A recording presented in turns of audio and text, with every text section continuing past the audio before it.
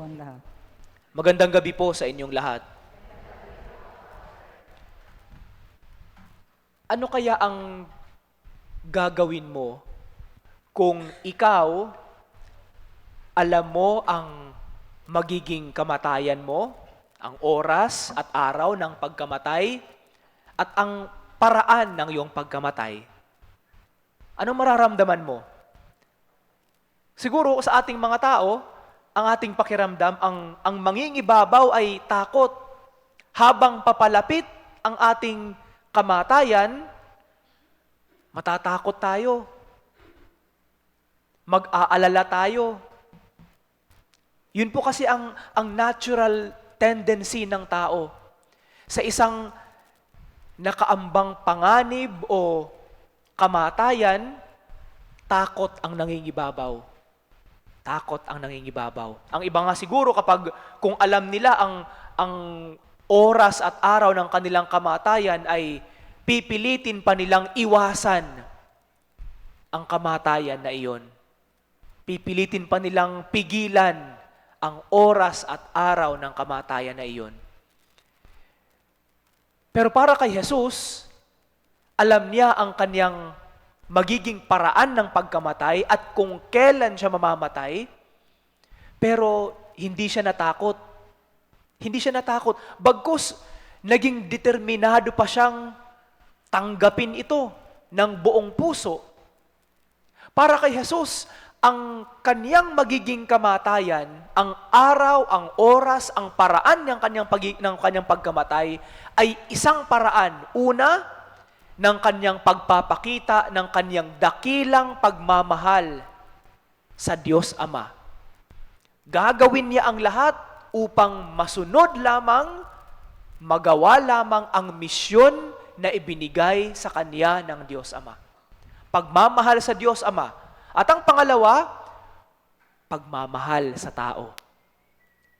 Ano ang pinaguhugutan ng malalim na determinasyon ni Jesus na sundin at tanggapin ang kanyang kamatayan? Ito ay ang pag-ibig. Pag-ibig. Pagmamahal. Yun po ang punot dulo ng lahat kung bakit ginawa ni Jesus ang ganito. Para sa ating mga tao, naiintindihan natin ang kahulugan ng pag-ibig. Naiintindihan natin kung ano ang ibig sabihin nito. Yun nga lang, sa maraming pagkakataon, ang pag-intindi natin dito ay something physical. Something physical.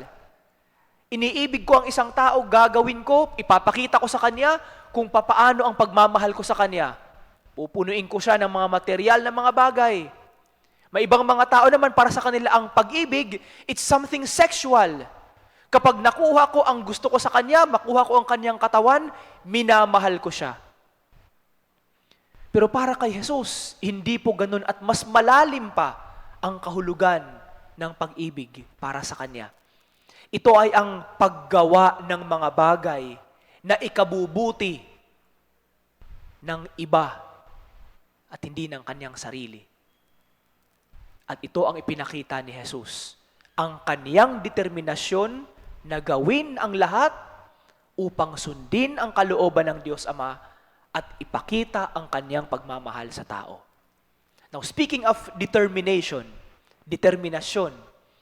kahapon ating ipinagdiwang ang Miyerkules ng mga abo. At sigurado ako, nakinig tayo sa mga pagbabahagi, mga homilya ng mga pare na kung saan tayo ay nagsimba. At marahil siguro, may mga hamon tayong narinig na kaya o nais nating gawin sa loob ng 40 araw na ito sa panahon ng Kwaresma. At ngayon po ang pangalawang araw pa lang ng panahon ng Kwaresma. Kahapon, sinabihan tayo na yun ay araw ng pag-aayuno, araw ng sakripisyo, at araw na kung saan tayo ay pinag-a-abstain ng pagkain ng karne. Sa mga Biyernes na susunod sa loob ng panahon ng Kwaresma, tayo ay ini-encourage na mag-ayuno at mag-abstain ng pagkain ng karne. Marahil siguro kahapon naisip natin, kayang-kaya ko ito. Bawat Biyernes, hindi ako kakain ng karne. Bawat Biyernes, ako ay mag-aayuno, magfa-fasting ako. Ang ibang mga tao nga siguro, inisip nila, sa loob ng 40 araw na paghahandang ito, tulad ng ipinamigay ng mga Lenten charity bottles at Lenten charity pouches, ang lahat ng maiipon ko, ibibigay ko, iaalay ko sa simbahan para sa mga kapatid nating dukha dito sa ating parokya. Nag-aalab ang ating puso, first day ng panahon ng Kwaresma. Pagkatapos ng buong araw kahapon, ngayong araw, bukas, Biyernes, kumusta kaya ang ating determinasyon? Pagkatapos ng isang linggo, nandun pa ba ang pag-aalab sa ating puso na magpipinitensya ako, mag-a-abstain ako ng hindi pagkain ng karne? Yun po ang magandang tanong. At sana po, yun lagi ang nakatatak sa ating isip, kukumustahin ang ating sarili. Kumusta kaya ang aking determinasyon na sa loob ng 40 araw na ito, gagawin ko ang mga bagay na iniuutos at ibinibigay na hamon ng simbahan para sa mga Katoliko. Kumustahin natin lagi ang ating sarili. Dahil nakita ko kahapon kung gaano kapuno ang ating simbahan. At totoo nga naman, nag-uumapaw ang tao sa simbahan. Sa lahat ng mga simbahan, ng mga Katoliko na nais magsimba at magpalagay ng abo sa noo. Pero alam niyo po anong nakakalungkot? Pagkatapos ng Miyerkules ng Abo, karamihan sa kanila ang hindi na makikita sa simbahan at hindi magisimba tuwing linggo. Karamihan sa kanila ang makikita natin kailan? Sa linggo ng mga palaspas. Dahil may dalang palaspas. At pagkatapos ng linggo ng mga palaspas, kailan ang sunod na makikita natin sila? Kailan? Buti nga kung sa linggo ng pagkabuhay. Dahil ang Easter Sunday, panahon kung saan nagsasaya ang buong pamilya, nakakalimutan pa ang magsimba. Ang nakakalungkot, ang sunod na pagkakataon na makikita natin sila ay sa simbang gabi na. Sa simbang gabi na. Napakalayo ng agwat, di ba? Pero isang katotohanan. Nawawala ang ating determinasyon. Hindi natin na ipapakita ang ating malalim na pagmamahal sa Diyos at sa Kanyang simbahan. Kaya nga po, ang panahon ng Kwaresma ay isang panahon upang i-test natin ang ating sarili. Kung makakaya mong magpinitensya sa loob ng 40 days na ito, tinuturuan mo ang iyong sarili na hindi madaling bumigay sa mga pangangailangan ng katawan.